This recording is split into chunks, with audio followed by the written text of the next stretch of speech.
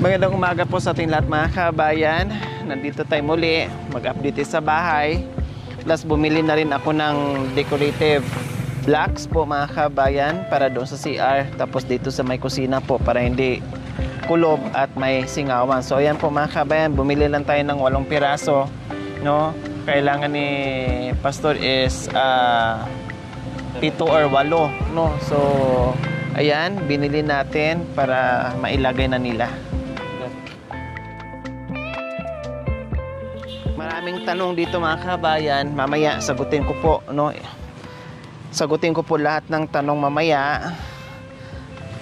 Kung bakit ganito, kung bakit ganyan. So mamaya po. So ito na po yung trusses natin. Medyo kulang pa. At doon siguro sa kabila sa terrace. Siguro bukas or next day maglalagay na tayo ng long span pa yon, Pastor, tama? Uyero. So ayan po, Mami D. Ito yung pinaka-kwarto natin. Opo. So nagdala na rin ako, Pastor, ng yung decorative blocks para panlagay nyo dyan. Actually, ang kailangan ko po 8. 8. Ginawa ko ng 8. 7 sinabi nyo pero ginawa, nagpa-extra ako ng isa. Baka kako kailangan nyo pa ng or masira. So tama lang din, ginawa ko ng 8. Kasi expected ko baka mamaya kasi masira or kulang yung bilang. So 7 yung request, ginawa kong 8. So kailangan talaga is 8. So okay na siya. So ganito po mga kabayan, no? Basahin ko lang po, may mga nag-comment sa atin. Papaliwanag natin. Yung iba dito, ilang beses ko nang pinaliwanag. Hindi kayo nanonood. Halatang hindi nanonood or nag-skip ads. No? Kaya yung paliwanag ko minsan ay hindi nyo naririnig. Sabi ay dapat lagay ng terrace or malaking bintana sa bandang mga puno para may sunrise, sunset view para mag-enjoy si Nanay D. So ito na po mismo mga kabayan. Ito na po yung kinatatayuan ko ngayon kung saan ito po ay terrace, no? Para saan ba ang nanay? Saan ba? Bukang Liwayway. Oo. Saan po ba Dito. Dito. So ito po mga kabayan, terrace na po ito ha. Karugtong dito ay yung lababo. At the same time terrace na to ito dito. So ito magiging open yan, naka-grills po yan, magkabilaan. Tapos maglagay tayo ng decorative blocks dyan para magiging maliwanag. So ito na po yung sagot. Ito po yung mismo terrace po, mga kabayan, yung kinatatayuan ko. Naglagay po talaga ako ng terrace kahit maliit. Basta open lang na naka-grills. Para kahit paano, maliit yung bahay, hindi ganun ka-laki, na open wide yung paningin mo. Kumbaga maaliwala sa paningin mo. Okay, ito naman, bakit diyan sa ibaba ng kalsada itinayo ang bahay ni Nanay D? So siyempre ito yung lupa ni Nanay na pwede natin pagtirikan. Saan ba tayo maghahanap ng patag na lupa na puro to kabundukan dito mga kabayan? Nandito tayo sa malapit sa Mount Pinatubo, wala tayo sa patag. Wala tayo sa city, nandito tayo sa kabundukan ni Tarzan. Kaya siyempre wala tayong choice, no? Nagkataon na ito yung lupa ni Mami D at ito lang talagang pwedeng tayuan ng bahay. And then yung dyan, kalsada. Pasalamat nga tayo mga kabayan kahit ganito o nandito ay hindi man high ground yung kinatatayuan ng bahay ni Mami D, pero at least malapit po siya sa kalsada. Unlike doon sa ibang mga katutubong itas natin ay maglalakad pa ng ilang bundok o tatawid pa ng ilang sapa bago nila marating itong kalsada na ito. So hindi po pwedeng doon tayo magtayo sa itaas kasi may yung mga lupa dito may kanya-kanyang may-ari yan, no? Hindi tayo basta-basta kung makahanap tayo ng patag, ay doon na lang din tayo magtatay ng bahay natin. Okay. So, ulitin ko po ha. Ito lang po talaga ang pwedeng pagtatayuan sa bahay ni Mami D. Wala nang iba. Unless lang, kung punta tayo sa patag at bibili tayo ng lupa pwede yon. Kaya lang, syempre, kung ano lang yung pera nang gagaling sa mga sponsors natin na nagmahal para maibigay natin itong bahay ni Mami D, doon lang tayo nakabase. Okay? So,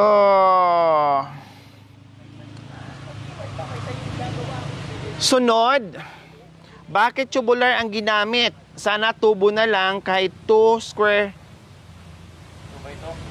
Parang ganun, 4x4, parang ganun, 2x4 na matibay at makapal. So ganito po yun. Lahat ng tubular po mga kabayan, akala nyo lang ay nakatayo lang yan.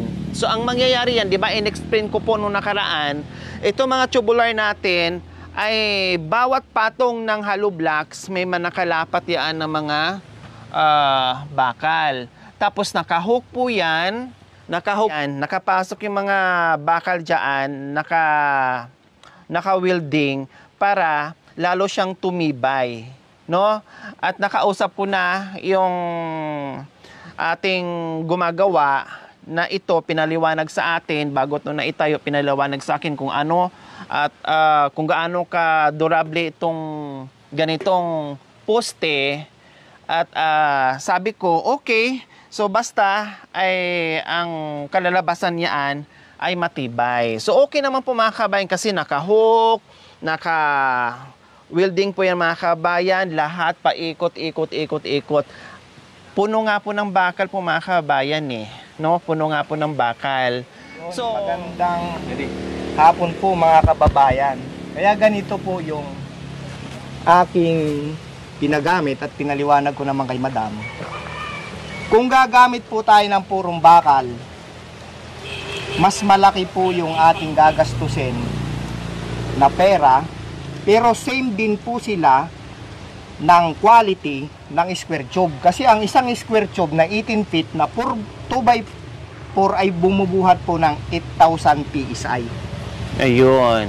Okay. So, ito naman po, nakahook po ito sa ilalim. Matapos nating mabuo yan lahat, malagyan ng horizontal, vertical, mabuo yung hollow block, pupurmahan po natin yan, pupulubin natin yan. Pupormahan, ibig sabihin, lalagyan ng boss pa din. O kung di dobleng tibay. Ang hinabol ko po doon, quality po kasi at saka quantity. Yun pa nga po pala mga kababayan, kaya ganito po ang ginamit ko, square tube. Malapit po kasi kami sa San Marcelino, Zambales. May fault line po kami dito. Anti-earthquake po ito. Kaya hindi ko po pwedeng lamanan ng mortar yung loob ng square tube. Kasi kung sakaling daanan kami ulit ng lindol, hindi po matitibag yung bahay. Maglalaro lang po siya sa earthquake. Oh. Anti-earthquake po yan. Siyempre po yung mga sponsor natin, mahal din natin. Kung babakal, lalaki ng lalaki ang gastos, same din sila ng tibay, ng quality. Kaya gagawin na lang po nating mas mabilis, matitirhan kaagad, matibay din yung materialis, quality rin yung materialis natin. Pasok din tayo sa standard, 'di ba? Nasa high-end design din tayo kasi high-end design din yung drawing.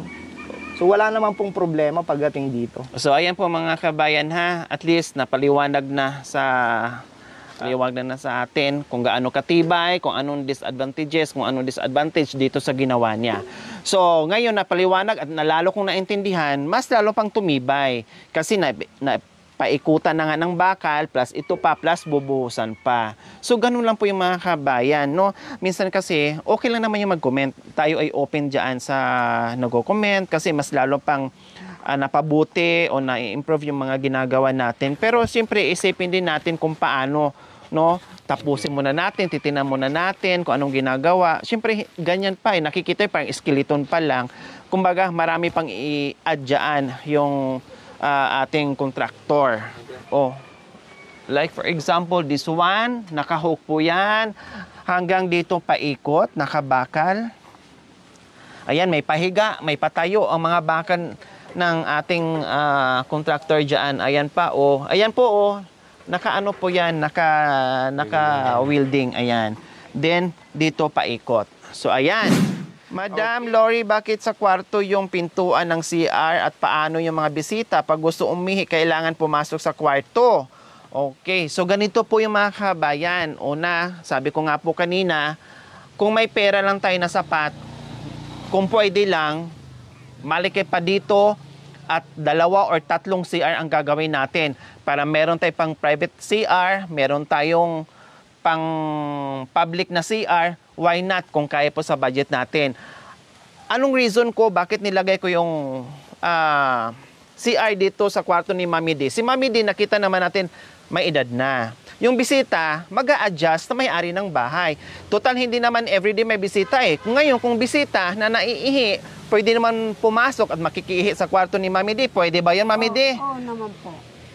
Darating at darating yung panahon, mga kabayan, natatanda si Mami D. Paano? Kung ilagay ko yung CR doon sa malayo, nandito yung kwarto niya, paano pag mahina na? Pahirapan pa ba natin si Mami D tumayo galing sa papag niya para maihi o pupupo lang gagamit ng CR? Siyempre nandito na kasi darating at darating ang panahon, natatanda si Mami D, hihina si Mami D, ayaw ko nang mahirapan siya para pag tayo niya sa papag niya, malapit na lang. Ilang hakbang na lang, CR na. Ngayon, kung may mag-aalaga, darating naman talaga ang oras, Mami D, na manghihina kayo. Ngayon, kung mayroong mag-aalaga o ako man ang mag-aalaga kay Mami D, kunting buhat na lang, CR na agad. Hindi na ako kailangan na iikot pa doon at pupunta pa ako doon sa kabila para maki-CR at bitbitin ko si Mami D. So, yung purpose ko. Kumbaga, sabi ko, inisip ko, matanda na si Mami D. Saan ko ilagay yung CR niya? Dito na lang. Kasi dito ko maglalagay ng papag niya para just in case na mahirapan na siya at manghina na, malapit na sa kanya yung CR. Okay. So, yun po yun. So, ang bisita, bibihira lang naman po, pwede pong makipasok, makiihi, pupunta sa CR. Okay? So, yun po yun ha. Ang purpose ko kung bakit nilagay ko yung CR dito, actually dito yan. Pero, di ba, mga mayayaman, yung CR nila, yung paliguan nila nasa ano naman, nasa loob naman ng kwarto. Kailang, kung medyo malaki sana ang budget natin at bongacious, o kung isang CR dyan, isang CR dyan sa labas, kailang syempre, kumbaga, ininsakto ko lang, no, binudget ko lang ng husto, pinag-isipan ko ng husto kung paano na maibigay ko yung best, yung mapasaya ko si Mami D dahil alam ko na ang daming napasaya ni Mami D, buong sambayanan. Kaya ito, regalo natin ni Mami D. Kaya talagang yung pera ay walang aksaya, no, talagang mapupunta sa dapat mapuntahan para maibigay natin yung regalo para kay Mami D. Okay, so ano pa ba? Miss Lori, pwede po bang puso negro ay doon lang sa side, ilagay din, tambakan na lang ng lupa sa CR? Yung puso negro palang ibig sabihin niya. No, akala ko puso... Yung puso negro po mga kabayan, opo, doon po natin ilalagay yan kung saan po nakatapat yung CR. Ito. Okay, so ayan, sana nasagot ko yung mga katanungan nyo. Sabi ko nga, tayo ay open, nandito naman ako, ay willing magpaliwanag. No? Sabi ko nga, lahat ng mga suggestion, yung mga comments nyo, open tayo dyan para mas lalo pang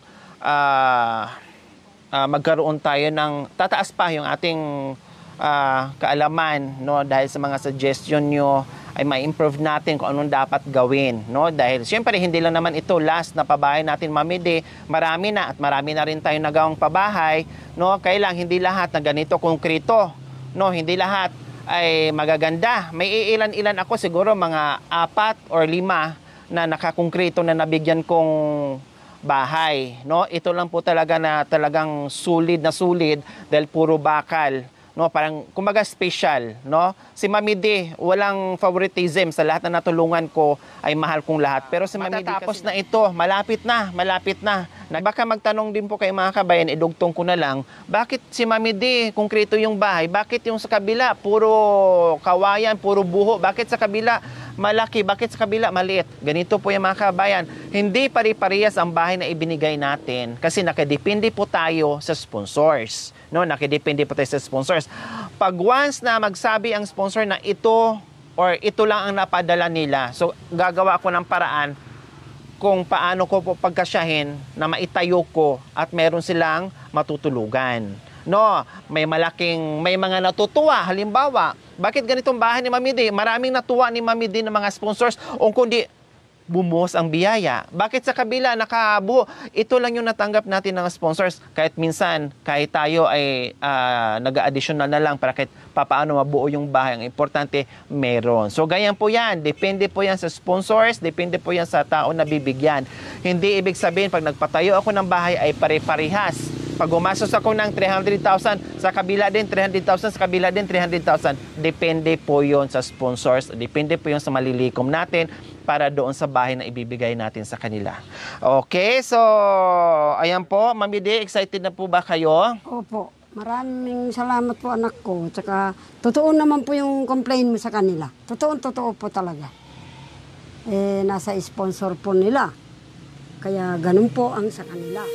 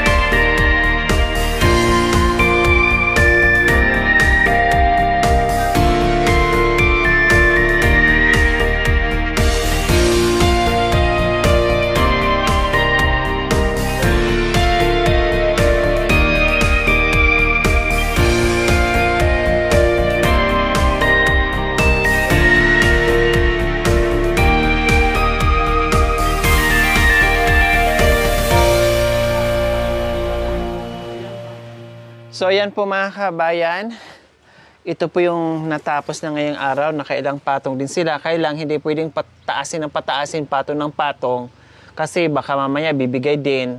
Lalo na ngayon, bahagya lang yung araw, no, walang gaanong init. Baka mamaya ay tatabingi din siya or lulundo din siya. So kailangan patuyuin din na bago sila magpatong ulit. So ganun po mga kabayan. Ayan na.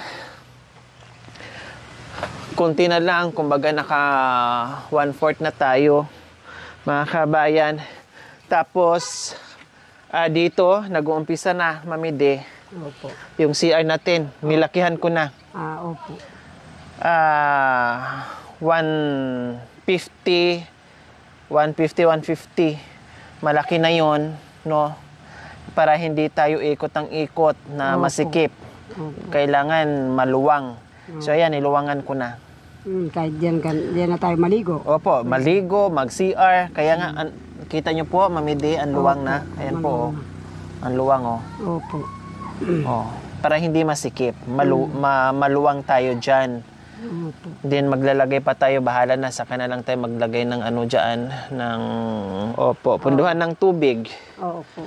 Pusinigro na po yan. Nag-umpisa na sila, Mami D. Pusinigro na po yan. Kasi magpa-file pa tayo, lalagyan pa kasi natin yung pusinigro ng Opo. hollow blocks para titibay yung pundasyon. So yan po mga kabayan. See you next update po natin dito sa bahay ni Mami D. Thank you po. Thank you for watching. Don't forget to like, share, and subscribe.